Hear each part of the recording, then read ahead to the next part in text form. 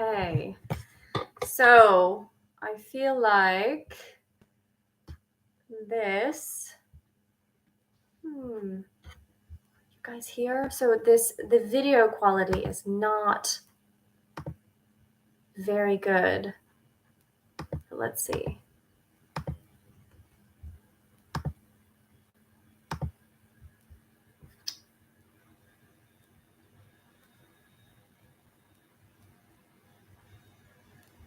Yay! Hi, Dana. I see you. So the video quality here is different. It's like doing some funny things to the light, but we're just gonna go with it. It's kind of fun.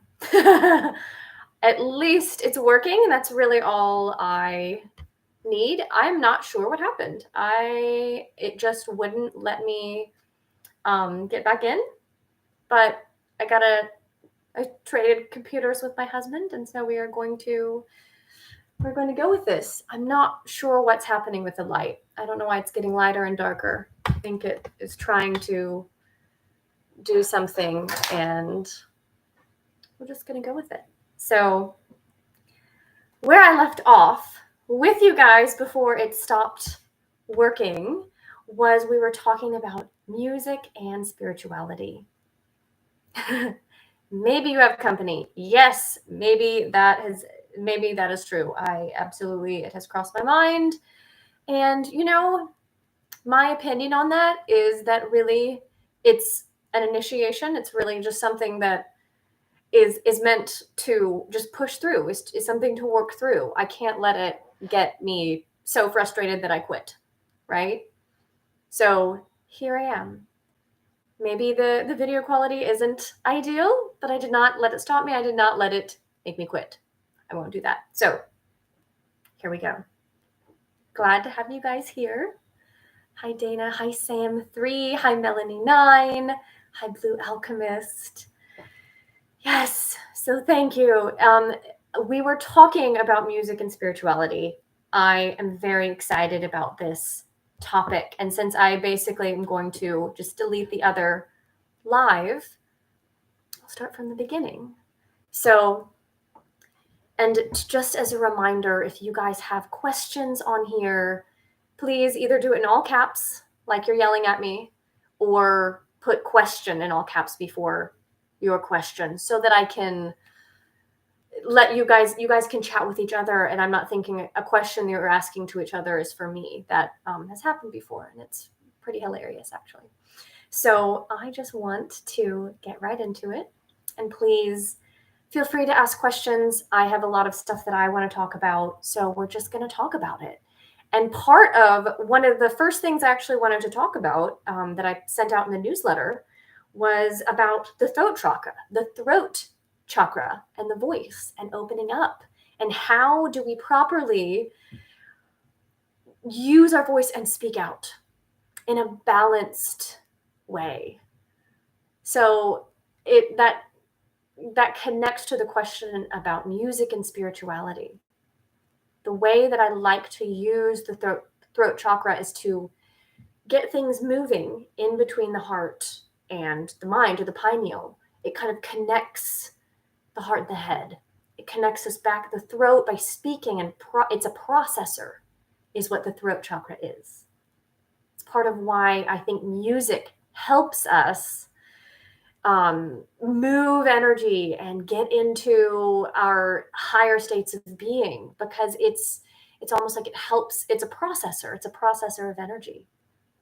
So I feel like if you're like me and you like to talk about topics that are not mainstream, or that aren't necessarily super popular, then I feel like clearing out doing as much healing work as you can, and clearing out as much of the chakra system as possible before you start speaking. But because then it really helps keep the energy moving, so that when you do hit a snag, like your YouTube refuses to work, then you know that you have the energy to keep moving. I also like to say that if you're planning on speaking out about something or against something, which I think is great, I fully I fully condone that. We should all be doing that. It's kind of why I'm here. It's kind of what I'm doing here with this. But I do really feel like it doesn't work if we're holding anger about it. So when it comes to the throat chakra and speaking out or making music or whatever it is to kind of get that throat moving, doing it without getting into anger or doing it from as neutral a space as possible keeps you the most protected. The person who wants to say, like, I really want to tell the story about, my parents, how I was abused by my father, whatever it is that, people are wanting to share. If you want to share something, if you want to share your story, it is my opinion and my experience that doing that from the most neutral place has kept me the most protected. If I came in super angry and, it's kind of made it ranting and raving, that is when I would kind of be more open to things that would, to energy that would stop me. It wouldn't be a sustainable energy. So that is something that I wanted to talk about. And you guys are hilarious. You guys are cracking me up. So I'm so glad that you're asking questions in all caps, because that will help me either put question before or put your question in all caps so that I can find it in the chat. So I really love the idea of using music when it comes to clearing your space, either if there is a fight or, if you live on land that has seen some history like mine, if you have, ghosts, or if there's a lot of fear or there's just a lot of emotions kind of floating around. I know that people that sometimes live with other people that are dealing with other people, or if you live in a high rise or an apartment where there's lots of stuff kind of floating around, I think music is one of the easiest ways to clear your space and to keep yourself and your space clear. I feel like music is spirituality personally, and that's why I don't love rock music. I don't really love like heavy metal. That's my personal preference. I feel like it has a place and time perhaps, but it's just not really my favorite thing. It's not that it's bad. I just feel like music is an uplifting force, and I think it should be used for that end. And I think that music is also it's also can be a programming force. I feel like lots of the stuff that I know about the music industry living here in Nashville, I mean, there's lots of programming going on using music. There is. Like, I have spoken to producers in person. I have met them. I have been standing in their energy, and I just know that it's not the best energy. And even if the music seems benign, sometimes, I'm not saying all music, but sometimes I know it is a thing. It's not a conspiracy theory that people are, using programming with music. People are using like sex magic with music. It's a programming frequency. Sometimes it's just trying to sell, but sometimes it is also kind of a dampener. Like, it's trying to kind of dampen a frequency. It's a frequency wave. Music is frequency. That's why it's measured in hertz. So that's another reason why I like tuning my piano to 432 hertz, A at 432, because I feel like it feels more coherent. It feels better. So I just wanted to answer that question from the other stream.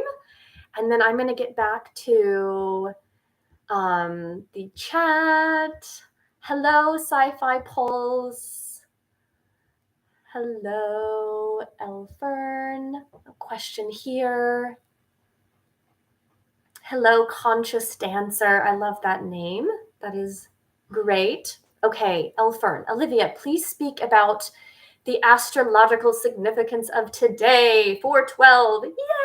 So that's the reason why I picked today to do this live. It's also maybe another reason why it didn't work at first. Just have to remember that for next time. But today is the day. This morning at around 10 where I live, Saturn and Jupiter and Neptune are hugging. They're on top of each other. It's a conjunction.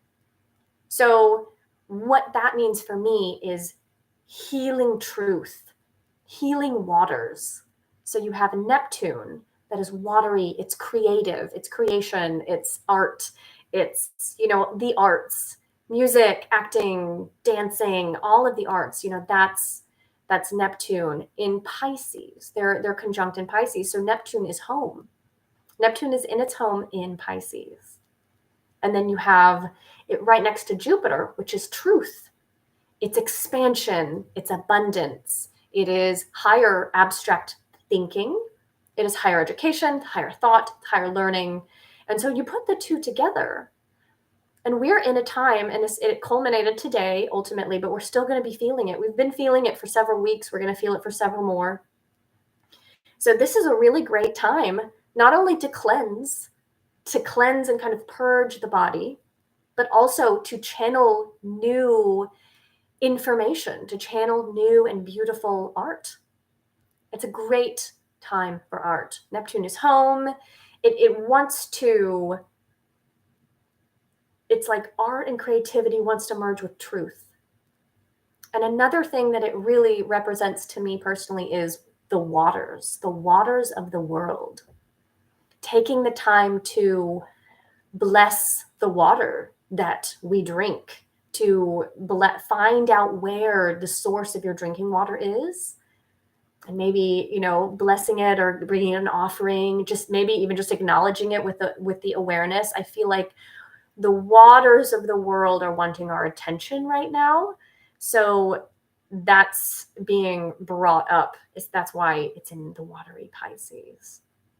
I also feel like this full moon on Saturday in Libra is bringing even more interesting and beautiful emotional states. There's a depth to emotion with that because Pluto is squaring it. So you have the full moon, which is in opposition, and Pluto is squaring it. So Pluto is wanting this Saturday, when the moon is full, while we're in all of this watery, emotional truth energy, healing waters, right? You have Pluto getting in there excavating this weekend. So we have a chance to really get into some deeper emotional places. We can heal those deep places that we didn't even know were there, or maybe we didn't have access to them before. But the deep completion karma of Pisces, and that's what Pisces is. It's the last sign, but that completion karma will help us kind of come to a completion cycle and create beauty. So not only are we healing our past or healing our pain, we're given a chance to transform it into something beautiful, which I think is the purpose of healing personally. I'm just looking at my notes to make sure I mentioned everything. Yeah, we also have Venus in Pisces right now, and it is going to be touching Jupiter, I think April 27th.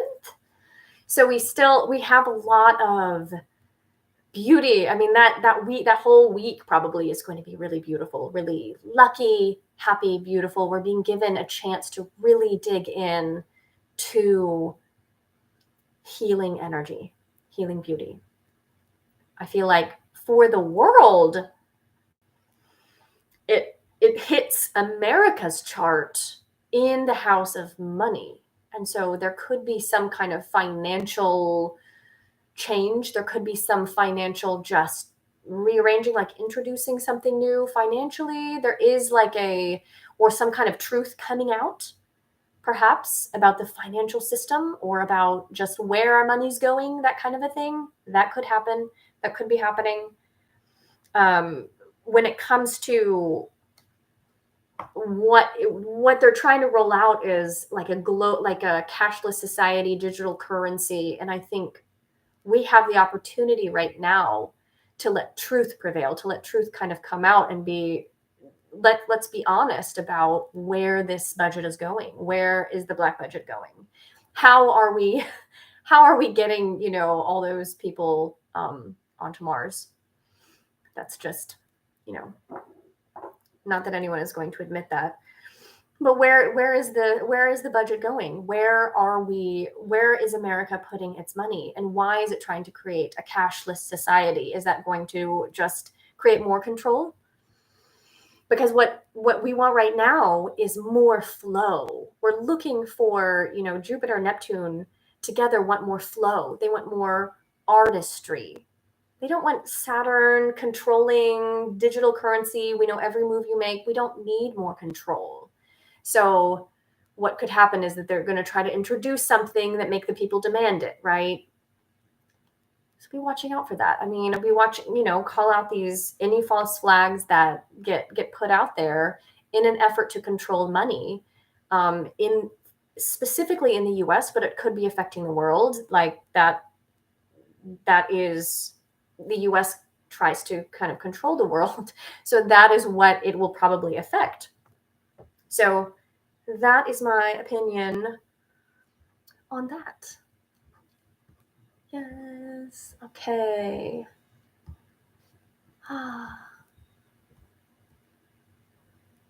Yes. Hi, Barbara.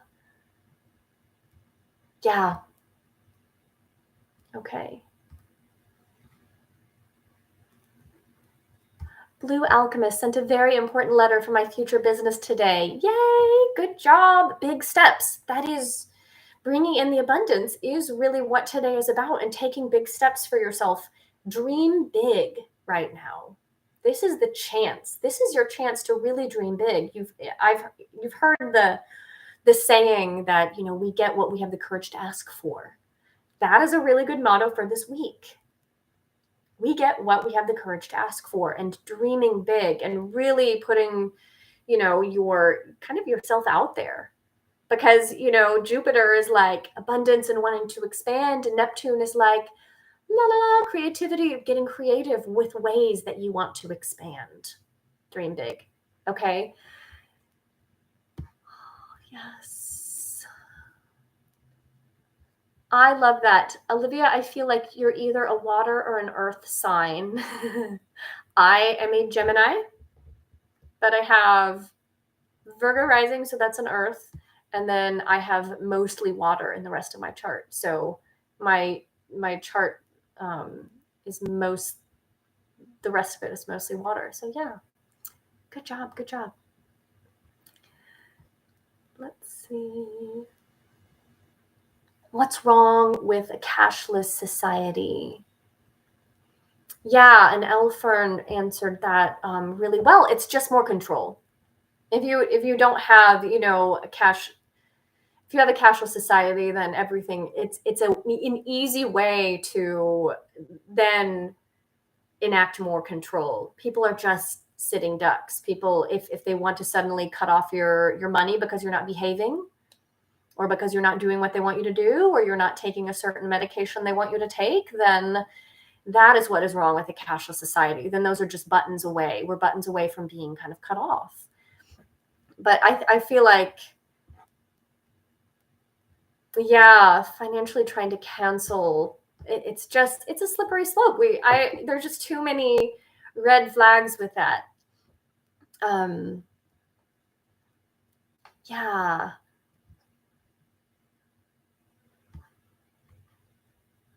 And let's see, Khalid Vaughn, if I'm an abusive person, how do I heal that part of me and make sure it doesn't come out again? Well, that is when you need healing. If you know that you have that inside of you, then you know that there is something there to be healed, and to seek out healing, therapy, astrology, like whatever it is, whatever healing modality you are drawn to. And I actually wanted to talk about the there's so many different healing modalities. This one makes me think of homeopathy.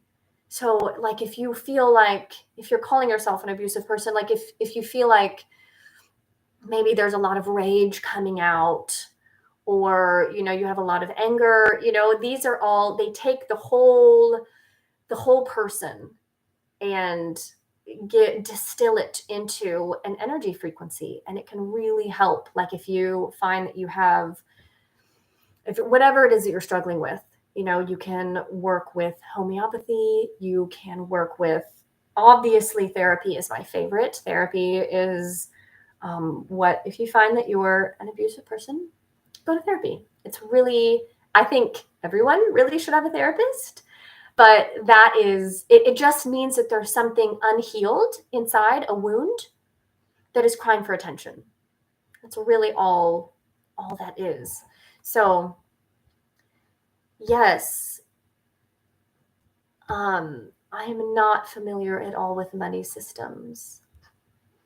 Yeah, it's just coming. The reason why I brought up the money system is because this aspect, and because the US's chart has its Pluto return also all in the money house.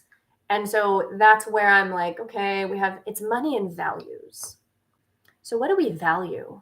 Right? Everyone has been kind of put through the ringer trying to discern what they value, what their values are. Is it, if it's their health, if it's their body, if it's their, the future of their children. For me, my thing is schooling, is education. I'm really interested in better education systems, better schooling outlets, better homeschooling programs, honestly, that are more connected to the land, more connected to balance and the feminine. So all of these values are all coming up to change in the US. That's why everyone is visioning a new earth-based kind of society that's more communal, but not communism. Okay, right there, it's like we're not throwing out the baby with the bathwater. We're not going into communal living and becoming communists by way of, just a cashless society. We're becoming communal in that we are learning to get back into earth rhythms, getting back into supporting what the earth needs, growing our own food, becoming more self-reliant, becoming more connected to our neighbors. Really, it's being more connected. So disconnecting from a imbalanced society can create more connection, as oxymoronic as that sounds. So yeah. And I love that. Tamara, yes, anger is often held in the liver. Sometimes incorporating a liver detox can be helpful. Absolutely. This is the time for a liver detox also. Spring is the time to declutter. It is the time for liver supplements like taking milk thistle. I have been drinking burdock lately. Burdock root has been my favorite thing. It has really, it just kind of, it clears up. If you have any like redness in the face, liver is really what that, inflammation is coming from. And then anger, I will find though, I don't know if you guys have experienced this, but doing a liver cleanse or supporting the liver sometimes pushes out the anger. So it gets worse before it gets better. The same really goes for homeopathy.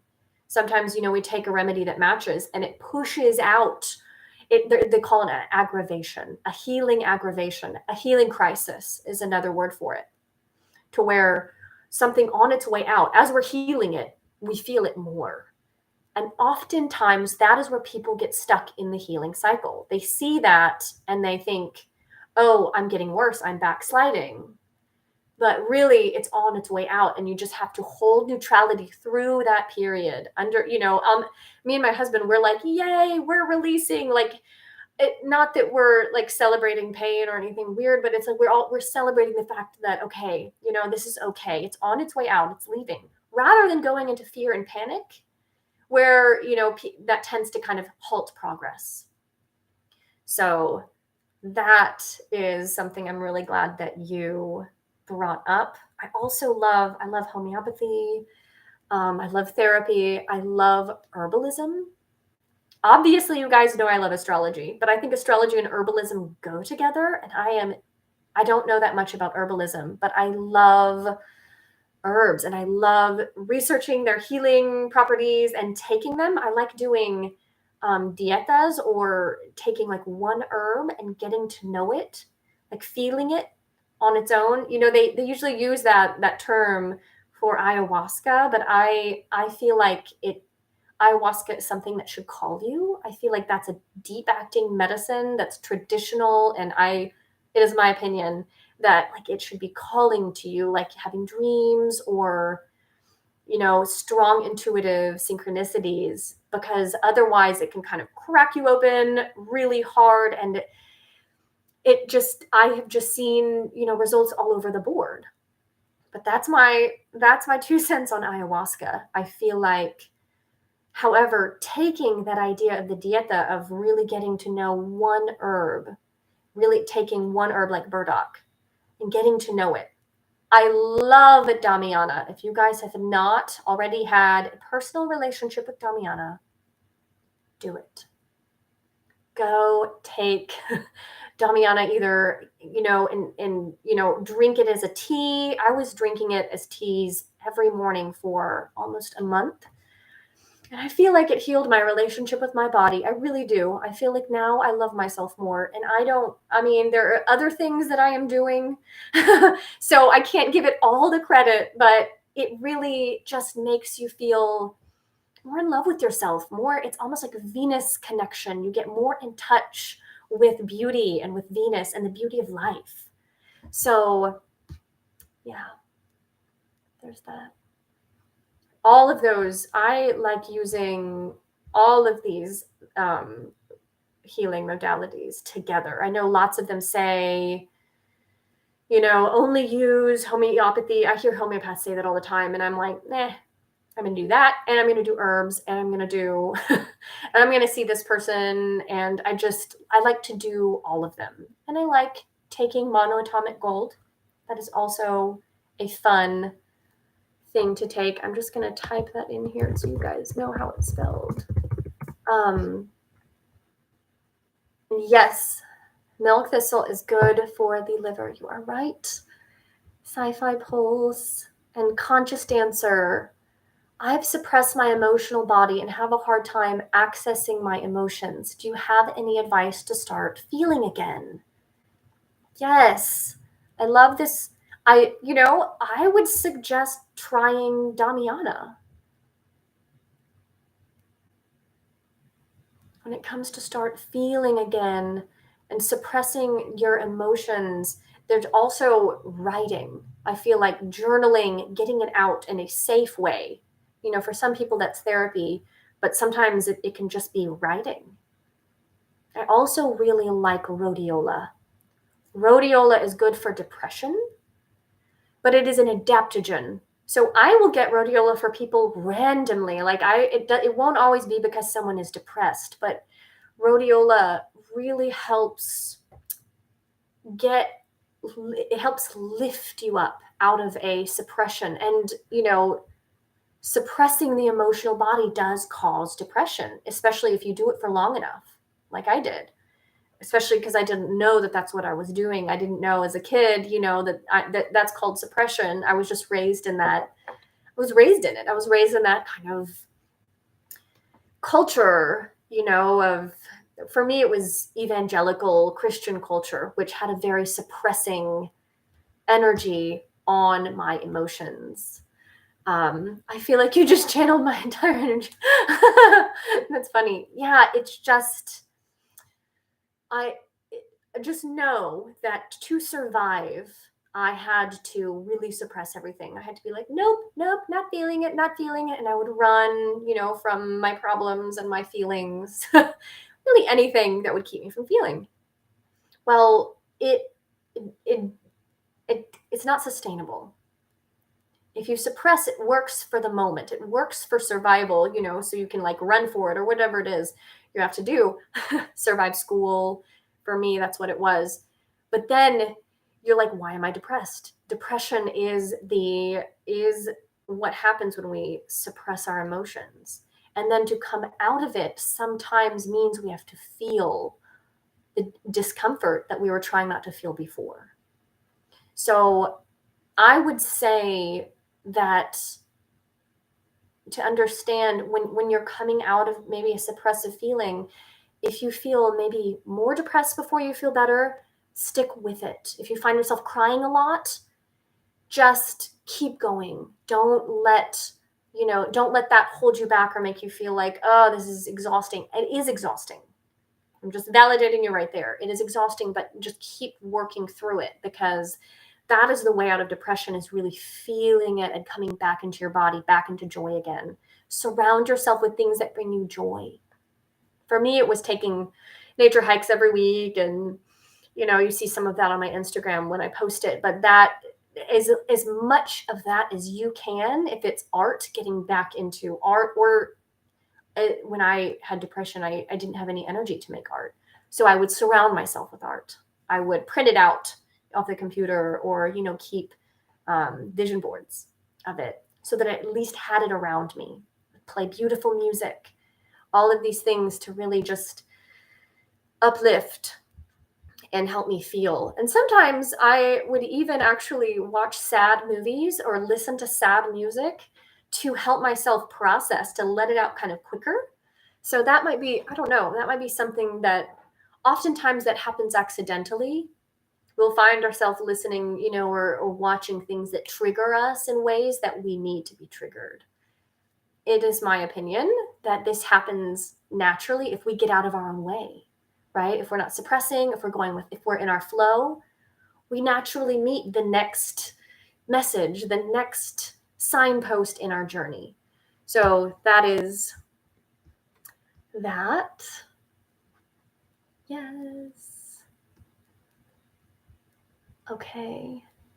Chloe Love, how do you think you manifested a husband who's into spirituality and health? I love that question. So it's an interesting one. How did I manifest it? I feel like, one, I met him at a past life regression workshop. So I always suggest to people, if you're trying to meet someone, go to workshops that you're interested in genuinely. That it's like you wouldn't feel bad if you didn't meet anyone because you love it, but like-minded people. So I feel like, I don't know if you guys heard that. I just got a message that said I was offline. Can you guys see me? Can you hear me? Let me know in the chat if you can hear me. Can you hear me now? Okay, cool. So it buffered. And so I was talking about meeting, I met my husband in a workshop. It was a past life regression workshop, which that is what I still love. I still love doing them. And he actually, what's funny is he didn't actually really want to go, but he had so many friends being like, you should go, will you please go? But he was like, okay, fine. He's Hindu, so he already knows a lot about past lives. And I thought that was really interesting that he went, even though he kind of didn't feel like it. He went because he kept getting the message to go. So a couple things about that. Do something that you love, like go to a workshop, go to something you're interested in. And then if you keep getting a message or like a hint to go somewhere, take people up on the messages, read the books that you hear people say, go to the workshops that you get invitations to, go to those parties or houses or places that you get invitations to, even if you don't feel like it. I will say that you might have to kind of do what I did, which was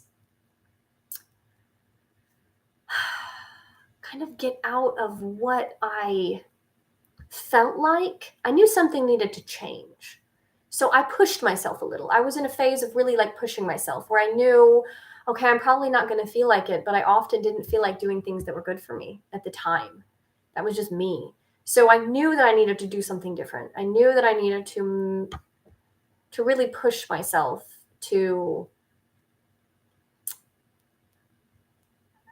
I needed to push myself to do something better for myself, to kind of find someone that wasn't just the same old guy that I had always been dating. So that is what I would say about manifesting someone who's into spirituality and health. If you're into spirituality and health, and that is the world you live in, you will naturally find and be around other people that are into the same thing. Yes. Taking gold is very Venusian of you. I love that. Yes, Joan Hurt. Hi, I'm so glad you're here. It does. It feels like it tunes your connection. That's a really good way of putting it. Yeah. Okay. Hi, Christian. Christian Dominguez. Question. I sometimes feel pain and stuckness when laughing. If I laugh hard, it feels like it doesn't flow, and I get headaches into jaw and neck tension. Does that have to do with stuck emotions? Yeah, interesting.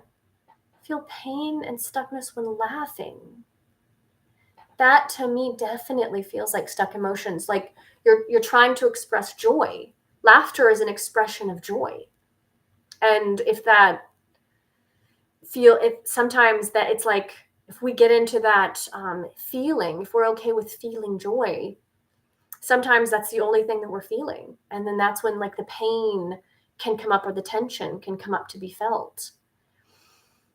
If I laugh hard, it feels like it doesn't flow. Very interesting. That does feel like there is also some, with laughter, it's kind of a pressure that happens in the neck with laughter. There is some sort of tension, it feels like, that you're already holding there, the neck and the jaw. And so stuck emotions manifest as tension. Absolutely. So doing things like maybe a chiropractic adjustment, a massage, taking maybe ashwagandha or something that kind of calms, kava, things that really like calm down the nervous system and release the tension. There's probably, when it comes to stuck emotions, and especially if it's tension up here, sometimes that is also that can really be processed through I don't know why I'm just getting like crying, sadness, just letting it flow. Something needs to flow, and the neck, the throat is the processor. So if something needs to flow, it doesn't want it to. This is where it will lock up. Something that there might be something you need to say, something you need to feel. You might write it down, like write letters. What I would do is I would always write letters to people. I wouldn't send them, then I would burn them, release it. But I'd write exactly what I felt. I would write what they needed to hear. And then I would also make sure that I gave myself space to cry. Like I was always ashamed to cry. I think there was like a shame program as a kid. I would feel deep shame if I cried in front of other people. I prided myself in not crying in front of people. And so I would have to seek out private places to be able to let it move, to be able to cry. And that really kind of released jaw tension and neck, throat stuff, but especially when it comes to expressing joy, expressing your happiness, and just speaking up. Yeah.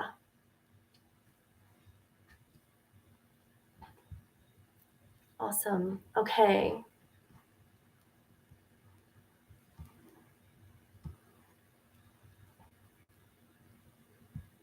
Okay.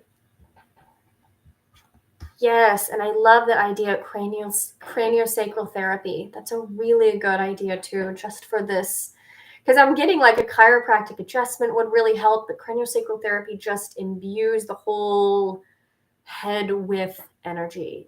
I feel like buzzing after craniosacral. So, okay, question, Dana. Can you elaborate on transit Pluto opposing natal Mars? Yes. Girl, yes. I'm heading straight into this transit affecting my 4th and 10th house, and I'm just blah. And you are welcome, Christian. So transit Pluto is where Pluto is right now, where it's transiting, where Pluto is moving. Natal Mars is where Mars is on your chart. And so you all will have a spot where Mars is when you were born. So if Pluto is right across from Mars in the 4th, and then you're in that 4th, 10th axis, that is going to change. You're going to be shaken up into action. Pluto is probably going to ask you to move more. Like, I don't know if that is exercise or just movement. It is going to ask you to make more, take action on the thoughts that you're getting. It is wanting to transform you, and it's wanting you to make transforming change. And we all have this aspect at some point in our life that we all at least have some Pluto aspect hitting Mars. But when it comes to oppositions, when it's across from each other, it's kind of like not you. It's going to be something that's not really like your fault. It's going to be something that wasn't maybe what you were thinking or what you were expecting, but it's just going to be kind of put on you. You're going to have to make these changes, probably just due to being asked to by someone else, or it could also at 4th and 10th, you could be moving. 4th is it's Pluto's in your house and home section. So Pluto in general is transforming the house and home for you. Where you live is being transformed. Maybe you're decorating. Maybe suddenly you're taking new action to decorate your house. It could also be something with work, with a work situation where you're working with Pluto opposing, Mars. It could be that Mars is men typically, and Pluto is kind of changing that. So there could be either a changing of a boss. It could be some kind of, could be that you're taking action to move up, or to either get a new job, or to maybe put yourself out there more. Dana, I don't know if you have a website, or if you are, putting yourself out there with your readings. That could be what that is asking you to do. So Pluto stays on us for about 2 years, because it goes back and forth, right? It doesn't. So we get used to that energy. It doesn't really let up, it feels like. We get used to the feeling of Pluto being on us. And then we gradually start taking action and making the changes that we need to. And so whenever I see a Pluto aspect, really, I like to think of it for myself as, okay, I need to make sure I'm patching up all the holes. I need to make sure I'm not letting anything slide. I don't really like to take chances under that aspect. It's just one of those aspects where Pluto is, if there is a hole in the boat, you will find it, right? That's kind of what Pluto does for us. It's trying to just make us more powerful. It wants us to be vessels that can hold more power. And so that's how it's hitting you in with action, with men. Mars is also sex. It's also work there. I mean, being in your 10th house, it's going to be, work and career, just taking actions for your career. So that's going to be exciting. And feeling blah, I feel like, is how Pluto aspects begin, because it's just kind of like heavy, where you're usually feeling active, Pluto comes in and kind of weighs that down a little, because it's starting to transform you. You're kind of gaining the energy to transform. So best of luck. You got this, Dana. I think it's going to be a good thing. These aspects, you also might want to come to when we remote view the planets again, in my intuitive development group, it was so much fun. I'm still feeling blessed by it. Last night we remote viewed the planets, and we did Mars, Venus, and Saturn. And I think, Dana, when we do Pluto, you'll definitely have to be there so you can ask Pluto, okay, what is it that you're asking of me? What's the message? What is the highest octave of this aspect? That's what I always like to look at when it comes to, people's charts. Some people are living out the highest octaves and their aspects, even though it'll be like the worst aspect. They'll be like, they're like, yes, no, my life is wonderful, and I'm seeing my therapist, and I'm healing this and this and this. And I'm like, oh, wow. I mean, that's exactly what that aspect is trying to get you to do, and you're right on top of it. So they're just sailing through. And sometimes, aspects will hit me right on my blind spots where I'm like, oh, there's that money issue that I didn't know was there or thought I had cleared up. Okay, and so that they're just here to help us clean up so that we can move into the center of the circle, right? The whole idea that Buddha's chart is a mystery. Like, you'd be like, I don't see you as a Capricorn at all. Like, it just, that whole idea of we move into the higher octaves of our chart is what I'm getting for you. So, yes. Blue Alchemist, what are your thoughts on Sasquatch? I love that. So I feel like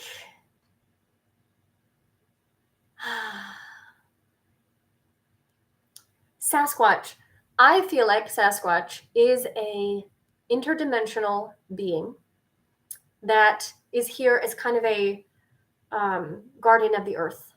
I feel like Sasquatch comes around whenever people are in communion with nature, or even if they have just a lot of alpha wave, a lot of the psychic brain waves, or psychic children, really open, happy people that are communing with animals. I feel like Sasquatch is very Venusian. That's just my personal opinion. I have always had a good feeling about Sasquatch being around. I feel like that they come in and work on ley lines and earth energies, especially pertaining to portals. So especially if the portals have been created from trauma, I feel like Sasquatch will come in and try to just, in its interdimensional work that they're doing, try to kind of get the elementals back, moving and working and back in tune with the earth. I feel like they don't usually connect on the third dimension like with humans, but sometimes we're interdimensional. So sometimes I think it's us that are popping into their frequency, and that's when we see them. That's when kids, say like, oh, I saw one big furry man walk by. You can hear those stories, or you hear people that are high a lot, like they just take a lot of herbs or something. They just have a lot of alpha wave going on. It kind of resonates into that frequency, because that's really what people are doing when people are using a lot of substances. If people are drinking a lot or smoking a lot of weed or whatever that is, they're attempting to create those alpha waves. Beta is our normal waking state. Alpha is that relaxed state. The unfortunate problem with substances is that it doesn't last. It is a unsustainable thing, and then it turns into addiction. That's where addiction comes in, because you need more and more of it to attain those alpha waves that happen, the first few times. So all of that to say is I feel like the Sasquatch really kind of lives in that alpha wave and that psychic interdimensional space. And that is why we're meditating. Like, that's why we're doing this spiritual growth. That's why we're doing this work that we're doing on our emotions, right? To get into those higher dimensions and higher planes of existence. I feel like Sasquatch has been asked to be a bridge between, the third dimension and the elemental, the astral dimension with the elementals. It's kind of like an animal elemental bridge. So they live kind of on the outskirts, but people have made relationships with them. People have, they'll like leave notes out, where places they hear Sasquatch is, and they will find notes written back, that they know wasn't, a person, because it's like no one could have known, and they've already been kind of in communication. Sasquatch communicates telepathically. So, I love that question. And Chloe Love, question, you did an astrology reading on me and said that I come from a soul group from Mars, but it was not able to make the third dimension. Can you explain more on this? A soul group from Mars, able to make the third dimension. I don't remember that. When it comes to a soul group from Mars, I feel like oftentimes Mars, when I see Mars, I don't think Mars was able to kind of sustain the higher dimensions. So I don't really know. Question edit. I think you said that because of my 12th house Aries placement.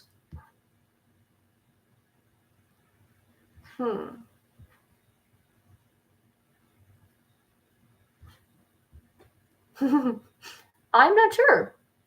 I don't really know. I think that I do ask that you send me any questions about the reading via email after the reading. So maybe if you email me, I will see what I said in there, and then I can explain it to you, because I don't really know off the top of my head. 12th house Aries isn't necessarily that 12th house Aries can be Mars karma. It can be karma with Mars, but I'm not necessarily seeing for you that you were not able to make the third dimension, or that you were a soul, or that your soul group. I think the soul groups from Mars did fail. Yes. Then it could be that you have karma connected with Mars. I know that I do. I know that many of us do, but not able to make the third dimension. I don't know about that. I'm not sure what that means. But maybe email me and I can clear that up. Because I know that Mars is really coming forward. We're coming into like all this tech and control, and like Mars is kind of coming to Earth, when really I feel like Venus needs to come to Earth. We need to be bringing Venus here. We need to reconnect with the children and our children's future, not this weird technology. Like, it's a failed timeline. It's like we already messed up. Why move back? We should be going forward. So that is why I feel like Mars is really coming up. Mars in yeah. Thank you for not glossing over a confusing question. Yeah, I'm sorry. Just email me that so I can look at your chart and see what I meant to say, or what that means there, because I do feel like Mars in the 12th house, especially with Aries, can have a Mars, but it would have to have something to do with your South Node if it were, really karmic stuff there. So, yes. Hi, Kim Anderson, Blue Anderson. Question, any advice on sharpening discernment, WRT, to differentiating between troublemakers in lower fourth astral and actual helpers in implant, God helmet, techno noise? Interesting question. So, yeah, constant chatter. So when it comes to discernment, I feel like neutrality is key. I feel like we have to be able to hold neutrality to be able to discern. I feel like so many times something good will come, like a good message or like a really helpful guide will come, and then I will get triggered, and it will automatically pull up a trigger of mine, and I'll be like, no, back away. And I'm like, why am I doing that? Okay, like I understand. And then sometimes, like a little hee. I've had this in the past. Usually, right away. I will be honest. troublemakers in lower fourth astral, you can usually feel it. They feel sketch, like they skitter around, or they move too fast, or their face isn't clear, they won't look at you, or they're wearing a black hood. All of those things quite clear that it's, you know, lower astral. But sometimes people can get really confusing, you know, if they someone looks like all love and light and then they give weird messages. That's also, you know, discernment right there. So it's like hold neutrality until you know. Test the spirits. You know, the Bible says this, right? Test the spirits by being like, okay, you know, I'm not gonna make a snap judge decision. This is what I do with regressions when kind of a guide comes up and, you know, maybe I'm like, I don't think that's a guide, but they're not sure yet. You know, I just stay neutral. We stay neutral. We're like, okay, ask them, are you my guide? Ask them, who are you? Don't be afraid to ask. Asking will get you everywhere, and especially in the astral. That is my opinion. I feel like sometimes beings, I have been lied to before. Like I remember when I would ask questions to gray beings that I would see, they would lie. So that was, you know, confusing because I was like, oh, really? Okay. But any really other entity that I found, if I ask it, who are you? They would, you know, they don't lie. They just tell you who they are. And I'm like, are you my guide? Are you for my highest good? And then you can usually feel, it's just like interacting with a person. You ask them a straight question. Do they give you a straight answer? You know, especially because you're so clairaudient, that constant chatter is psychic awareness trying to give you something, right? The building the ability to hold psychic energy is really just being able to hold focus as you expand your awareness with maybe all the clairaudient chatter. So can you stay focused, neutral, quiet, and still, and let it go? And maybe it never stills down or slows down or quiets down, and that's okay.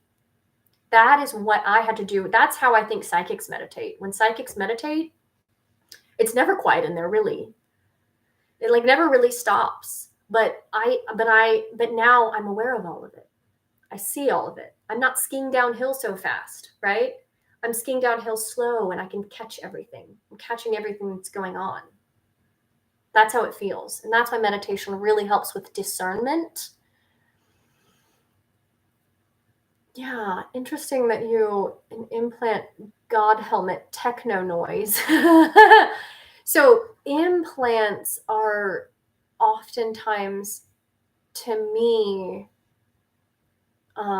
they can be straight, you know, physical implants or etheric implants, and they can also be hypnotic implants. They can be hypnosis, like a thought that has been implanted in the mind, and we just take it as truth without question.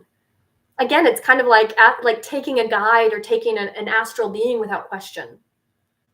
You know, and sometimes people just assume because they're in the astral, they're more powerful. And I'm like, that is a very disempowering idea that humans have. It's very common. Excuse me. So I really feel like asking questions of your thoughts, like, where did that come from? Why am I thinking this? If something synchronistic happens, what was I thinking just then? If a being comes to you or you're hearing noise or whatever, ask, like, where is this coming from? Is this from my highest self? Or is this coming from my anxiety? Is it my wounds? Is it, you know, something else? Okay. You know, and it can be like the craziest thing that you get. It can be like, you know, this is being beamed at you from blah, blah, blah. And I'm like, I don't care. Okay, cool. And I let that go too. Like, don't attach yourself to whatever answer you get either. That's another thing with discernment. It can be really easy to get kind of attached to our answer, and it's kind of just a way to kind of keep us attached, create cords of attachment. Cord cutting is also something that I really like for discernment. If someone is a guide and they've been around and I really, you know, and they're really good and truthful, if I cut cords with them, they're still going to be there.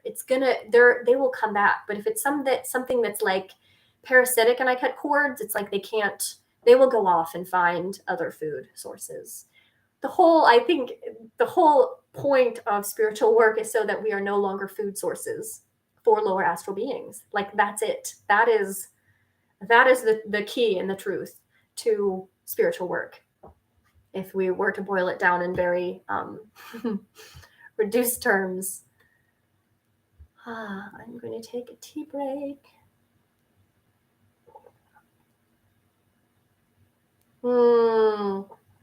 Sci-fi polls. Yes, question. In the recent Godzilla versus King Kong movie, they went to the Hollow Earth. And the story kind of hinted that Kong and Godzilla were like Earth guardians. What are your thoughts on that? So first of all, I did not see that movie, but my husband did, and he made me watch that part. He literally paused it after he finished it and was like, "We're going back, you're watching this part," because it was so moving. I mean, we were both crying. We were weeping, to be honest. I mean, that's just, but but in my opinion, movies and sci-fi are no longer fiction. These are people, whether knowingly or not, they are channeling. It is, this stuff is, real. And the hollow earth, the inner earth kind of world. And I think, if I remember right, he flows through a wormhole, and then he kind of goes upside down. Like, he touched something, and then there was gravity on the ceiling that he kind of came to. But the going through that wormhole was like an interdimensional portal. And that is what I think inner earth is. I think it is a interdimensional portal. It's a stargate. And so, they talk about Admiral Byrd going to the center of the earth. I feel like he went through a portal. Like, he went through an interdimensional portal, maybe very similar to what they showed in that movie. That's kind of what I was getting, because once you go, you have to get interdimensional to get into the center, because the center can take you anywhere. The center is a stargate. For whatever reason, when I have been in there, when I journey in there and see it, it's almost like Earth turns inside out, and then it's Earth again, but it's a different. And so it's like what we are surface is on the inside. And inner earth has connections to all the stars and planets, but of a higher dimension. So it is my opinion that inner earth is a higher dimensional frequency that is connected to the sun, even definitely connected to Venus. It's like a jump point to Venus.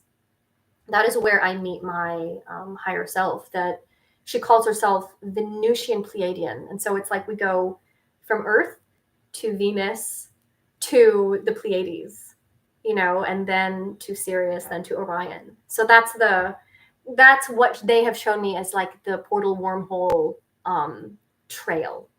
Like, if you were to trace it like a constellation.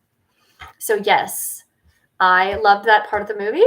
I am glad. I didn't watch any of the rest of the movie, just that part. So that's all I can comment on. Interesting, Tamara, there's been an increase in Sasquatch and werewolf sightings. Most seem to associate negative experiences with werewolves. Are they a 3-letter agency creation? Yes. I like that you're asking this, because my brother used to see Wolfman. Dogman, it's like a werewolf. I don't know, but it's like half dog, half man, in the window of our house when he was really little. I mean, he's a mainstream IT guy. He's not into stuff I'm into at all. He thinks I'm a weirdo, but he's still he's open. Like, he'll tell me stuff, but he's not the person that you would expect to be like, oh yeah, I saw a dog man. And so the fact that he has this experience, and I'm always hearing it's always men that see the dog man. So a 3-letter agency, it's funny you asked that, because I got the feeling that we started seeing Dogman after my grandfather visited. So it's almost like his connection to whatever he was doing in 3-letter agencies kind of brought it home. I think he brought that energy home with them. I think it's like an interdimensional, it's like a product of a negative interdimensional portal. You have a lot of werewolves around, like Skinwalker Ranch and like those places that are just not, it's dark, it's connected to underground bases. and stuff that they're doing there, which is opening up lower dimensional portals. That's just the truth. That's just what they are. I mean, I don't know about, I can't speak for all werewolves. I hold it in my heart that there are also positive werewolves. I also feel like werewolves are closely, the positive higher end of werewolves is the shapeshifters, is the people that were, I think they called them like the berserkers, but they got so entrenched in wolf medicine that they were able to let go of their body in the frequency. And I think that especially happened in older epochs when this was easier to do. It was less dense. People would become one with the wolves. And wolves are trackers, they're hunters. They find things, right? And so my opinion is that if a 3-letter agency is creating werewolves, they're hunting something. They're trying to track something down. There's something pack related, and they're trying to do something that is, they're trying to find something, and it's probably a Stargate. It's probably what it is. Just my opinion. Okay. Yes. Blue Alchemist, my dream is to give Sasquatch a facial in a meadow one day. Very funny, very hilarious. Okay. Khalid Vaughn, I have a really close conjunction of Saturn, Sun, and Venus in the 7th house. Can you talk about these planets and how they affect each other in Aries? Yeah, so Saturn, so your Sun is in Aries, you're in Aries. And then you also have Saturn and Venus in close conjunction. In the 7th house is love and marriage. And so, and partnership, business partnerships as well. It can also be there. So it's really like your focus and all of your karma really centers in relationships, right? And so the sun being there brings like your focal point, your purpose there. Venus being there really brings beauty to your relationships. You have the ability to bring beauty to the relationships. You love beauty in relationships. And Saturn there can kind of be like, Saturn is our challenge. So Saturn in Aries can mean that, Aries is the fire, is, impulse. So Saturn the challenge could be that watching for anger, impulsivity, in relationships is, a big karmic plan to your life. And then Venus there bringing beauty, understanding that beauty also is on the inside. It's not always just because Aries is like, the warrior, the body, it's very physical. It's the head. So it's like it could be even like inflammation in the head or getting hot-headed, right? Or a hot-headed romance, like you can really just like perhaps falling into impulsive romances. And the Venus there with the sun and with the Saturn is saying, hey, your challenge lies here. Understand that beauty is more than skin deep. That there is an inner beauty that is also, part of you and part of what you bring to the relationship, part of what your relationship entails. Yeah.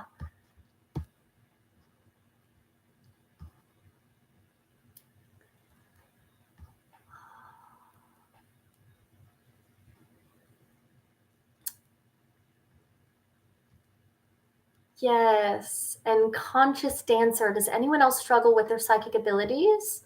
I'm clairsentient, claircognizant, but I don't see or hear. Yeah. I mean, when it comes to feeling and knowing, clairsentience is clear feeling, claircognizance is clear knowing. Being able to open those up, I feel like comes with healing, and for me, with meditation or getting quiet, getting out into nature. My psychic abilities woke up when I moved to Berlin and didn't speak the language and spent a lot of time alone outside, in nature, not really, talking to a lot of people. It's just it's the click I needed to remember. So sometimes, when our abilities are blocked, it can be that, a healing will clear that up. It could also be that, working on them, developing, your clairsentience. Developing claircognizance to me is usually via meditation. Meditation really helps the thoughts, the thought processes get clear. So that is what I would suggest. Yes. Hi, the Indie Era. I'm so glad to see you. Question, what are your thoughts on light language? It comes over me a lot, but I have some trust issues. Light language, I think, can be I have seen it be so many things. I really have. But I feel like if it's coming over you, if it's something that is, coming on, I would ask for, where it's coming from. It is my opinion that we see the source of light language, like the being, the light being is standing there and handing it to us. But sometimes if people are just, I don't know, like if it's kind of just glossolalia or, speaking in tongues, sometimes I don't necessarily see that as light language, personally speaking. Especially if you have trust issues, it could be that your guides are trying to work with your trust issues. But if you have trust issues, usually they know that. And they don't try to kind of put, light language on you yet. Like they come and they meet you first, and then they start imparting light language to you. So my suggestion is to ask, where is this coming from? What is the root of this? Show me who is behind this, right? Trust the first thing you get. And, kind of like what I was talking about earlier with discernment. Just use that. Because if a being is not going to, impart light language but be secretive about who they are, a being is imparting light language because they want to connect with you. And if it's for the good, they will be like, ta-da, I am here. They'll be like up in your face, like eyes clear, bright and shiny, like that is my opinion with light language. So try that and see what you get. It could be like, okay, I can now see, and sometimes it's been my experience. Sometimes when I'm really feeling I would block it. Like I would block beings, and maybe the only way that they could get through is light language. So you might feel like you have to really open yourself up, like really feel, okay, I'm going to go out on a limb here and be really open and, I don't know, singing and dancing. I don't know, whatever it is that makes you feel really trusting, getting back into the trusting, because I feel like healing the trust issues will really help clear up this, but it's kind of chicken or the egg sometimes, right? So it's like sometimes they're trying to help us clear the trust issues, but they will be clear about who they are, they'll be clear about where the light language comes from. Yes. Some very good comments and advice from you guys in this chat today. Very awesome. Movies are truth. I mean, they're showing truth. Absolutely. I feel like movies are really showing the truth. I don't feel like it's always 100% the truth. I feel like there's always kind of little things put in. It just depends. And it's not that I always think it's being done maliciously. I don't. I refuse to be that paranoid, but I do watch a lot of, movies and shows that show things that are real, like Stranger Things, the OA. I'm like, those are real. Those are real things. I don't have the luxury to not believe in those things. I wish I did. I wish that I had the luxury to think that was fiction. But I do not. And so I know that a lot of that is true, but then they'll kind of throw things in there like the Russians. And then I'm like, that's not really what I'm seeing. When it comes to like Stranger Things did that, I'm like, okay, they took that there. So my whole point is like movies are, really not, they're not fiction any longer, but I still take them with a grain of salt. I watch consciously. Like I make sure that I'm not letting if I'm seeing movie, I've turned off movies before. One of them was, I don't even remember what it was, but it was what's the guy who is Scientologist? Tom Cruise. It was a Tom Cruise movie, actually, and it looked like, I think it was like Egyptian. So I was like, oh, cool. Like a movie with Egyptian stuff. Let's watch this. And it was so full of programming, I had to turn it off. I was like, no. And that happens where, you know, movies will be full of programming that is meant for a certain set of people. And it doesn't, you know, matter to anyone else, but it's just filled kind of, it just has that, you know, vibration. And I don't say that to bring on paranoia, because I think that even just like in this movie, even if it was meant for me, it doesn't have to affect me. I don't have to be paranoid. I don't have to be like, oh my God, it's out. You know, I'm just like, nah, just turn it off. I can delete it. I can say no. It's awareness. Awareness is necessary. Awareness is necessary so that discernment can help us out. Yes.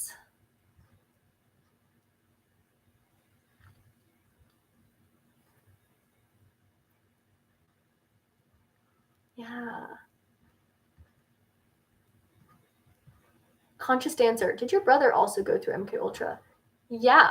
But a different, I don't think he stayed in it as long as me. His was different. His was more like painful, I think. And he left quicker. He was released quicker than I was. I think I stayed in it till like age 16, something ridiculously long. I was super obedient for way longer, you know, than my conscious should have allowed. I mean, to be honest, I think I still have a guilty conscience about, you know, doing telepathy with Gray, you know, just stuff that I knew. Like I knew that I didn't feel good, and I kept doing it because I wanted to please people, you know, and that's so people that, you know, weren't people pleasers, the true, like real warriors, like they were kicked out of the program early.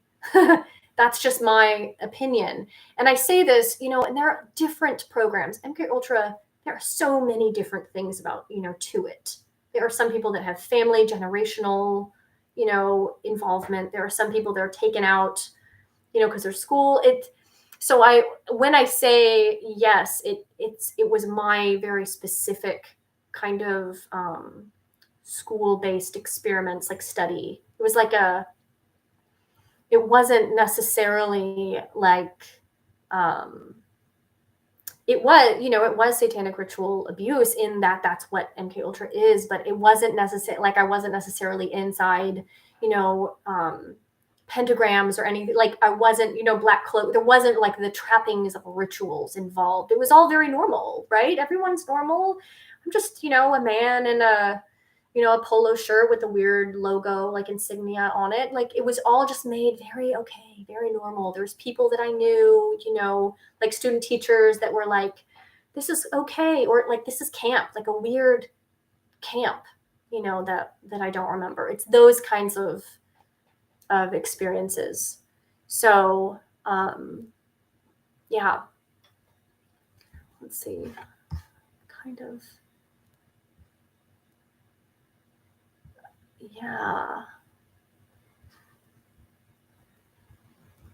find my place here.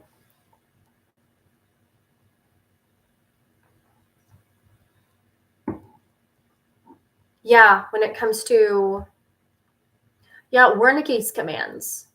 Kim Anderson, you mentioned History of SRA Wernicke Military Experimentation in Consciousness Labs. Yeah, I mean that's what I was, is very OA, like I was very triggered by Stranger Things in OA when it came to like, those are stuff I've seen and now they're showing it to everyone, and I, you know, it's kind of in a way to invalidate my story. Like that's just how I felt seeing them. But Wernicke's commands were a big trigger for me. I remember being out, like I'm watching myself outside of my body, and there's just a bored man sitting in a chair across from me reading a script, reading hypnotic stuff, and it's very over and over.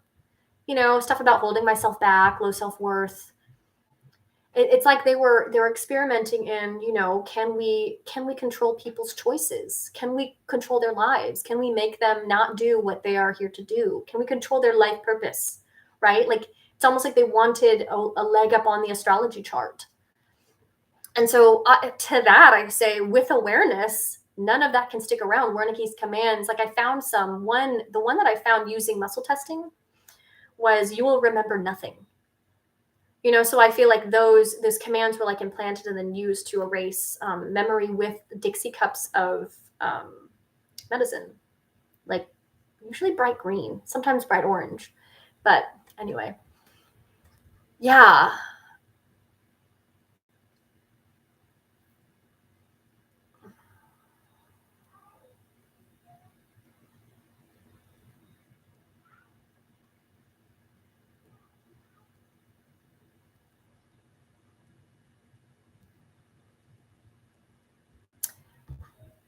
Tamara, I don't like the term dog man. I almost think there's a couple different species of them. Yeah, I feel like that. You have lots of like dog man stories regarding places that are very military. So I do think that there's different species and probably different places, different locations of where they're coming through. Blue Alchemist. I have a black wolf that helps me with banishing negative entities. I love that. I think wolves, and especially black spirit animals, they can really help, you know, with banishing. So yeah. And I love that sci-fi pulse. Yes, I wrote a poem a while back, which practically wrote itself. The words seemed to flow to me, wound up turning it into a song. Yes, that is songwriting. That is channeling. That is writing. Yes, channeling. Absolutely. Affiliate power source. Hi. How soon do you think we are from being able to tune our biological frequencies to induce out of body experiences with use of modern technology? Oh gosh, I think we can already do that. But whether or not that technology is going to be public, I don't know.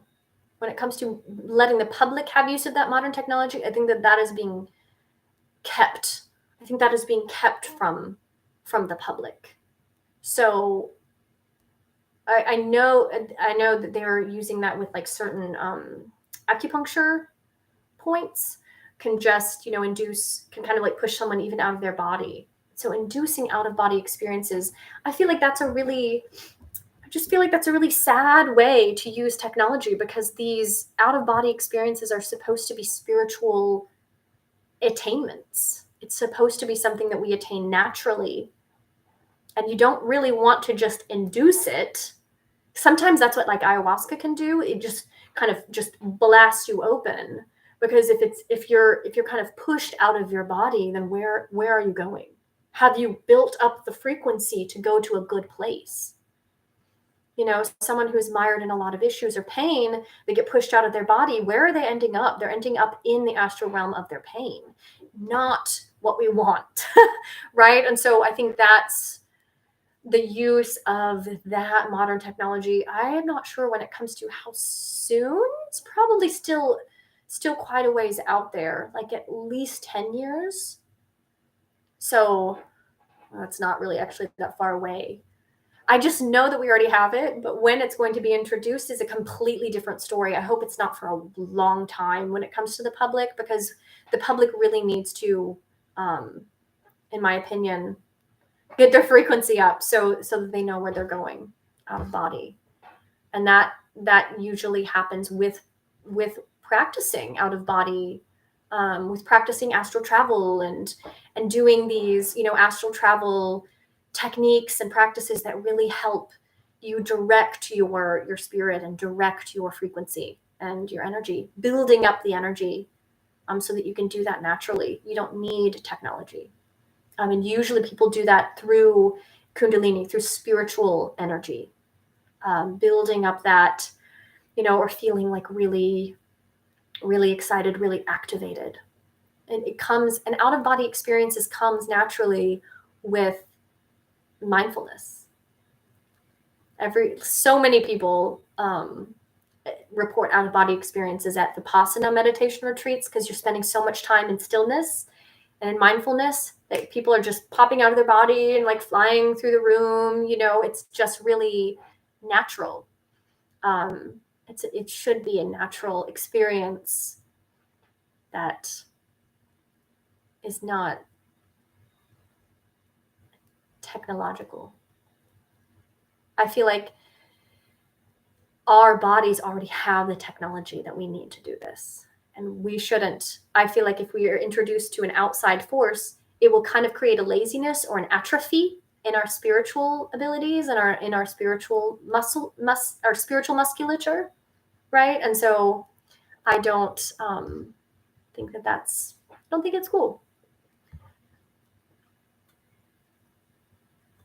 I see, Tamara, I see light language when I close my eyes. Can't speak it or read it though. Yeah, I think sometimes, like at night, the DMT, that we all have when we're falling asleep can kind of, for me, I'll see it as like little lights, and it's like little symbols. It's almost like Aztec Mayan looking. Like they're lit up like green and red and blue, like almost in like a dome. And that's kind of what I see at night, especially if my third eye is really activated. And I think, in my opinion, that's our DMT working. And when it comes to speaking it or reading it, I don't necessarily speak it or read it, but I feel like it's an unconscious language. It kind of goes into my body, and I integrate it. I integrate it that way. So.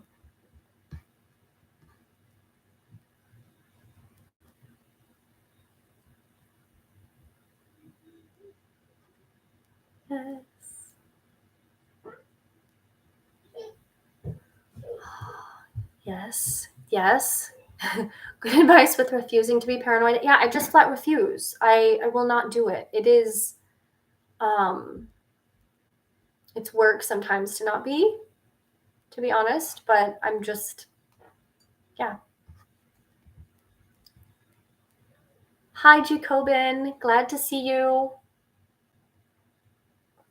Do you think it's possible to cure advanced cancer via the spiritual healing route, or is radiation therapy or other invasive therapies the only option? I think anything is possible. I really, truly do believe in miracles. I really do. I think that, yes, I think it is possible to cure advanced cancer with spiritual healing route. I also think that, sometimes radiation therapy or surgery, and sometimes those are the only other option. Yeah. When it comes to advanced cancer, it will take, that means that the illness has progressed, right? And so it's like you will kind of need a like a blast to move it. So it's like so with spiritual healing, that's a lot of spirituality. That's some strong energy that's going to need to be built up. Strong awareness of why the cancer, built up in the first place. Is it karmic? Is it for no reason but just karma? But the body, it's time to go, or is it something that like a wound or something that was unhealed that has gone deeper into deeper levels of the body?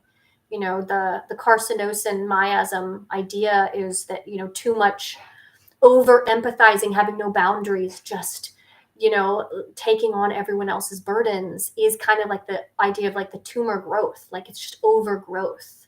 So sometimes actually being aware of where that is in your life can work miracles. I have seen it happen. People can make miracles with awareness, with building up other energy, with diet, with special drinking juices and beets and all of those things. But I do also think if it's someone else, like I always have to make sure I see where that person is at, right? I can't really just go up to like great uncle Ed and suggest spiritual healing, because he's not going to do the work. He's not going to get it. And I have to understand that radiation therapy or surgery is going to be his only option, and that's perfectly okay. That's just where they are in their spiritual journey. So yeah, Sci-Fi Pulse. Yeah, radical change of diet. It works. It does. But again, that person is going to have to make all these changes, feel all the stuff that they've suppressed come up. It's just, it's hard. I'm not going to pretend like it's easy.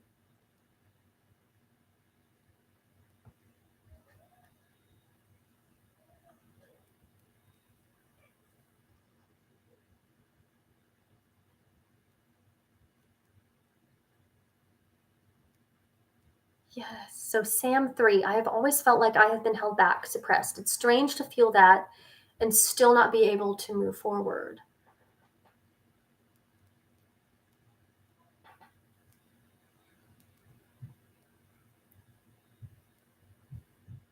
So I feel like, yeah, when it comes to feeling held back or feeling suppressed, the idea of not being able to move forward, it usually is some sort of blockage, some sort of blockage in the life.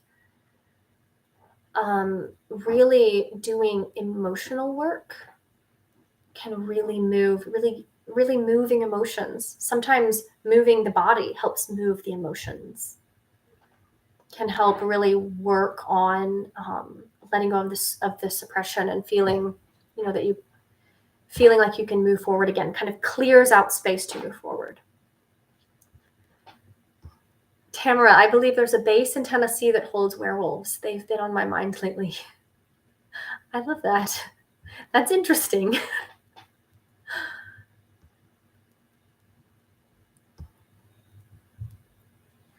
An affiliate power source. May I share a name? Ken Shoulders, whose work on charge clusters might unveil some secrets there about building such technologies. Interesting. I don't know. I haven't heard that name. And I don't really know anything about, these technologies that are being built, but I know it's possible. I feel like we already have them. Maybe they're getting more refined with it, but it's something that I think we need to be really careful with, right? So that's interesting. Yeah, I haven't heard that name. And Ali Sky, hi. Since you mentioned Vipassana, I've always felt that I've had a hard time meditating with groups of people because I feel too much of everyone else. Could this be overcome, or is solo meditation best? Oh, I feel that. I definitely in Vipassana, I was starting to feel like the people behind me, the people yeah, that's a thing. It definitely, groups of people meditating it's a challenge. And it can be overcome just like with anything else.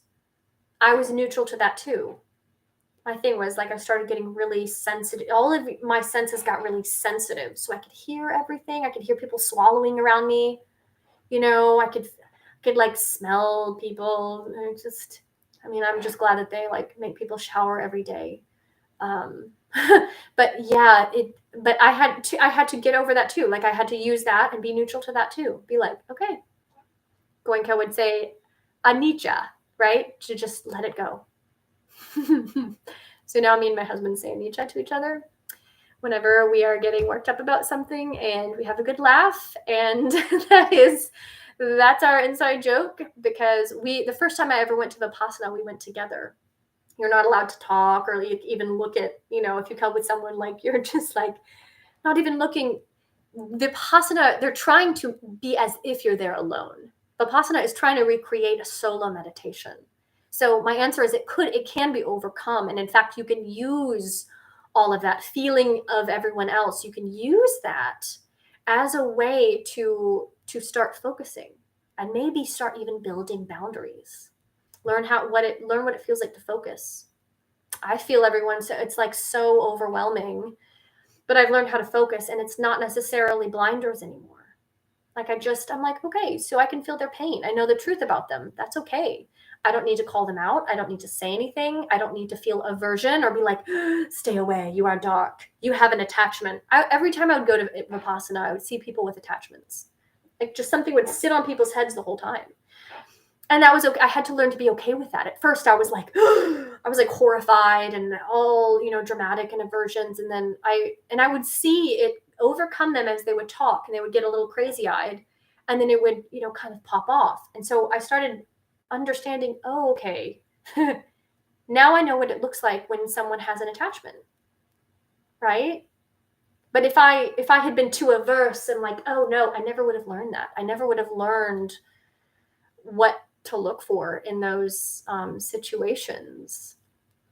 So, but if you can solo meditate all that time, that's great too. Like I know that I think once you're an old student, several times they give you your own meditation booth. It's like a closet. So you're meditating alone then. It's almost like meditating with the group is like an initiation, if you, and at first people start, we kind of like lend energy. The collective energy of trying to do this, being all in it together is kind of energizing, and then feeling too much, if it's like overwhelming, then just focusing on, I'd focus on myself, get back into my body. Right. And then they gave me my own closet, and it was awesome because you're just in this little womb. So yeah, Dana, I'm disappointed I can't go to the Vipassana retreat. They're requiring the vax. I think they have opened up. I did see that and I was very disappointed, but I think they've opened up for both. At least the one in Georgia, the one in Jessup is opened up for both. So I can't speak to all of them. That's just the only one I've looked at. So yes, question, Sci-Fi Pulse. When I was meditating earlier, I was finding it hard to focus. And for some weird reason, I saw Chewbacca in my mind, growling at me, but in his Lego Star Wars form. That is funny. I think, honestly, when we're meditating, anything, you will see anything and everything to try to throw off your focus. Chewbacca, just something to try to get you to laugh. Honestly, when that happens to me, I'm constantly seeing things. So I just keep focusing. So I let Chewbacca be there. He can dance around in his Lego suit, but I'm still focused on, the breath, letting it happen. I'm not reacting. Maybe I'll let it bring me joy, and then I'll kind of focus again. Be okay with whatever Chewbacca's doing, and that to me cultivates neutrality. It cultivates equanimity. That is a skill for life, right? Comes in very handy. Equanimity. I also practice with equanimity driving, right? I'm like, this is an opportunity to spread as much love to other people as I can. When they're making me really mad, I'm like, okay, I must be really angry today. But this is an opportunity to spread love, not angry, thoughts, not, shouting at people in my mind, right? And so I'll kind of like be driving and I'll just notice, I just sent a really angry thought at them. And they just kind of got over, without signaling. That doesn't condone me sending them an angry thought, really. So I just kind of use it and I'm like, okay, I let it go. And I try to focus. I just try to do better. I don't feel guilty. I don't feel, blah about it. I just try to do better. But I use that as a meditation too. So the idea is that you do this in life, but until we can really do that, I had to sit down and not move. That was the key for me.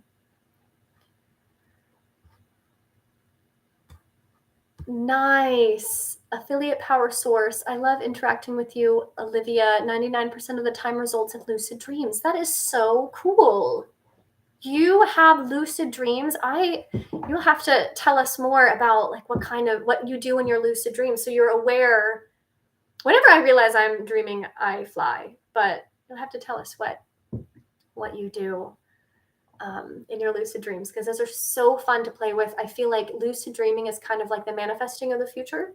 It's where kind of like the secret, is moving to, is lucid dreaming, training ourselves to be able to lucid dream, to see what it is, that we want.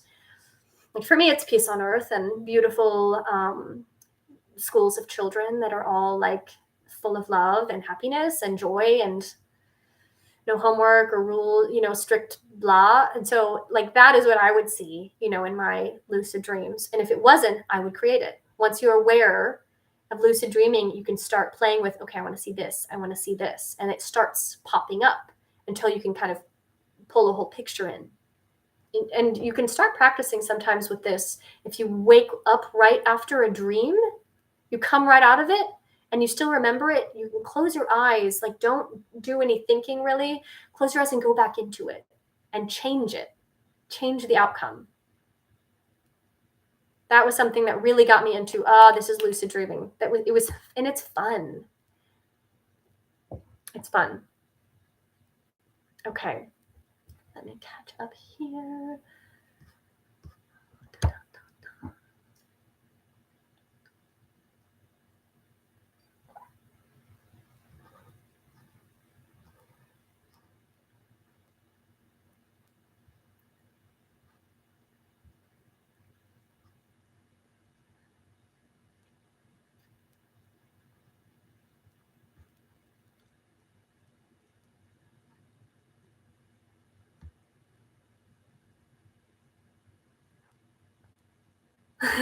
Okay.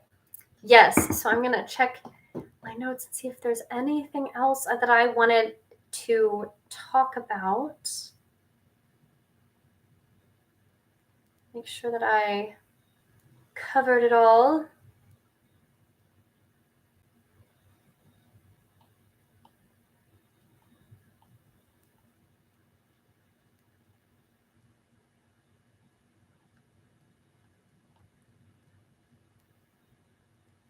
Yeah, so just let me know if there's anything else you guys want me to discuss.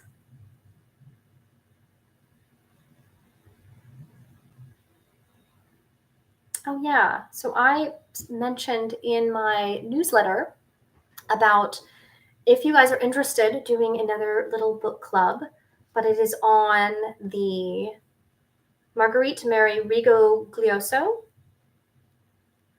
The Mystery Tradition of Miraculous Conception. If any of you guys are interested in that, and it is a, very feminine book, but, men, you're invited too, not trying to leave anyone out here. But if you guys are interested in doing a book club, I was thinking maybe Tuesday, May 17th.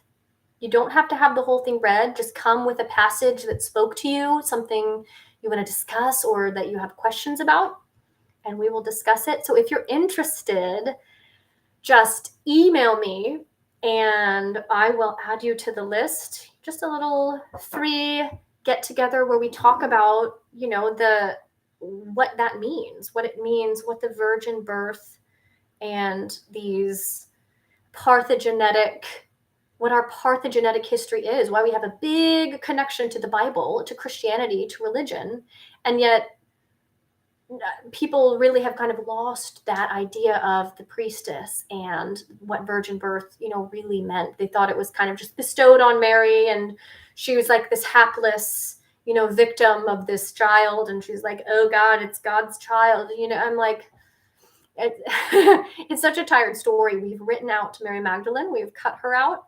We've cut, Jesus's wife out, called her a prostitute, rude. And then we pretended like Mary was a hapless victim of God. And I'm like, no, I feel like we need to take that back.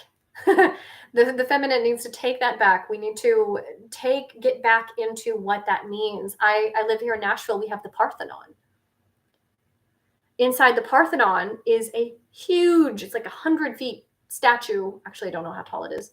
Huge statue of Athena. She's actually holding an angel that is 6'4" in her hand, and it's like barely up to her head. So it's a huge, huge statue of Athena. And anytime I go in there, I get memories of us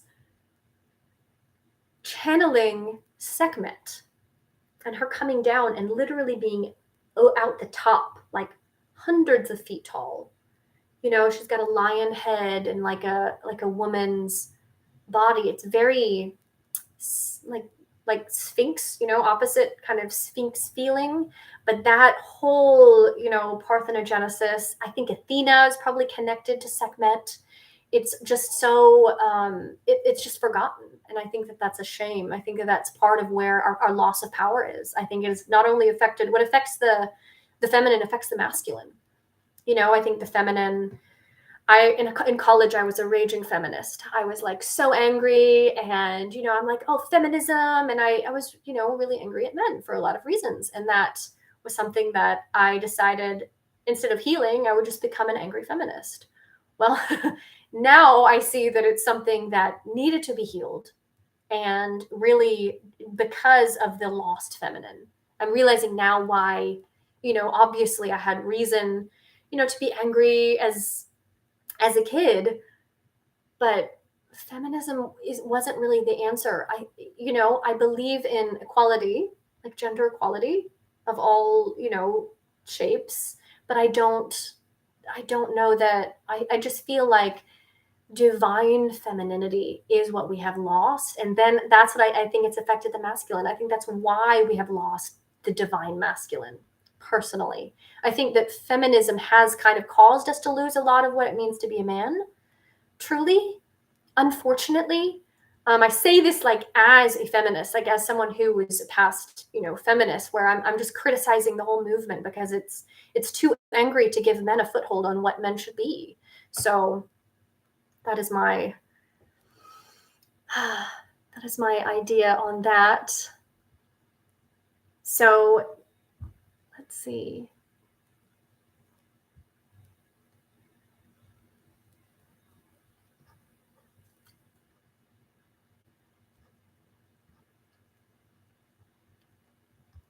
You guys are so kind and fun, and you guys are so uplifting. Let me just say, I'm just thank you right back at you guys for just being here and allowing this throat chakra collusion here as we're just sitting, and it's healing for me, really, for someone to that you guys have shown up, and you are in such a beautiful, you guys have just beautiful sparkly energy, and it's just so uplifting for me as well. So right back at you. And Sci-Fi Pulse, do you have any more beginners medium workshops planned? I don't have any planned. I want to get those on the schedule. If that is something you guys are interested in, if you're interested in some more beginners mediumship workshops, let me know, because I think I really just fizzled on being able to get it all planned out. But if you guys are interested, I will do it. I do kind of want to do some workshops on meeting the spirit guides, as well as kind of some channeling workshops. I'm not really sure. That just kind of keeps coming up as something really fun. So if you guys are interested in any of that, let me know, or comment here, email me if I don't have your email. So conscious dancer, why does everyone call God he or him? Is God really masculine? I don't think so. I really don't. I think that maybe the God of the Bible was. I think maybe Yahweh might be.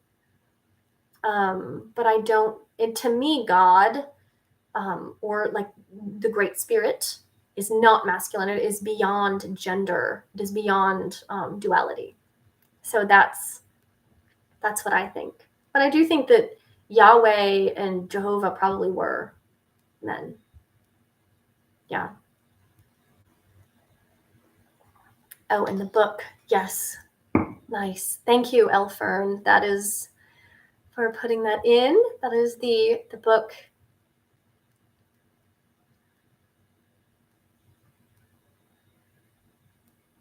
Oh, I love that, Joan. That's so cool. Yeah, I'm with you.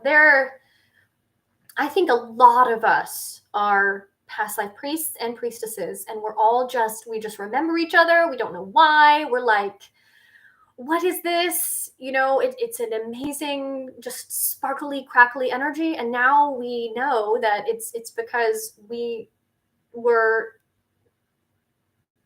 spiritual people in the past together. We used to pull down spiritual energy into ourselves because we were spiritual energy. We were channeled first, and then we began channeling and bringing down more of this beautiful energy through, and we would knit, the parthenogenesis was knitting together the DNA in our own wombs.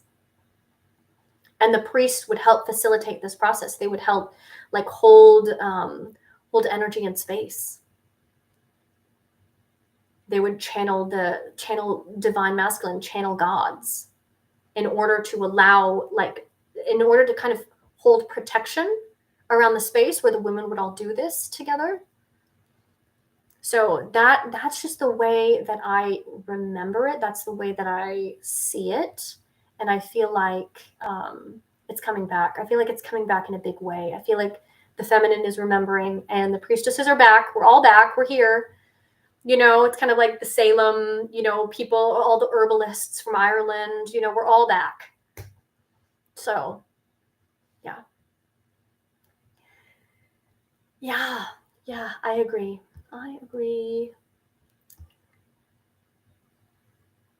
And that's so cool. Affiliate power source, you fly too. Awesome. Yeah. And Chloe Love, it feels bizarre to connect with feminine entities if you've been in a dogmatic Christian culture growing up. It can. Yes, absolutely. It really, yeah, it really can. Growing up in any kind of dogmatic culture where there's a lot of rules or overbearing masculinity, it has a very different feel than when I first had, at first, my higher self would show up as male or female, whichever one I kind of needed at the moment. And she would always show up as female. And I realized like I kind of needed that. I needed more of the feminine energy. I needed more of that nurturing, that forgiving energy rather than dogmatic rules and punishment, right? That was just that was just the duality for me. And reprogramming that really, really helped soften my boundaries, soften my edges, open my heart. Yeah. Elfern, are we still doing telepathy workshop at the end of the month? Yes, in 2 weeks. We're doing my intuitive, it's kind of my advanced intuition development. We're doing telepathy practice where we're going to practice, do telepathic games. We've done, we remote viewed the planets yesterday. We've done some clairvoyance training. We've done mediumship, channeling, remote viewing, finding, like kind of people finding. So yes, that is it. And building the temples. You were just talking to your husband about that. I love that. What bizarre, not in a bad way. Yes, welcome to my channel. Yes. So tell me about building the temples. I love it. Building the temples within. Is that what you guys are talking about? Or are you talking about actually rebuilding these temples that we did this in?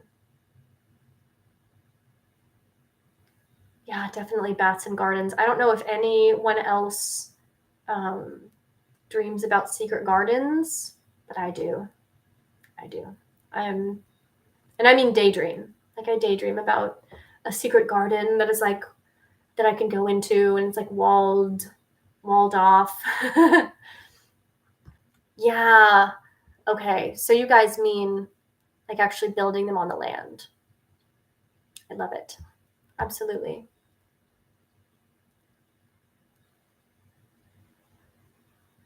Yeah. And I like Earthships. I follow them on YouTube, and I love to just see that whole natural building, the earth,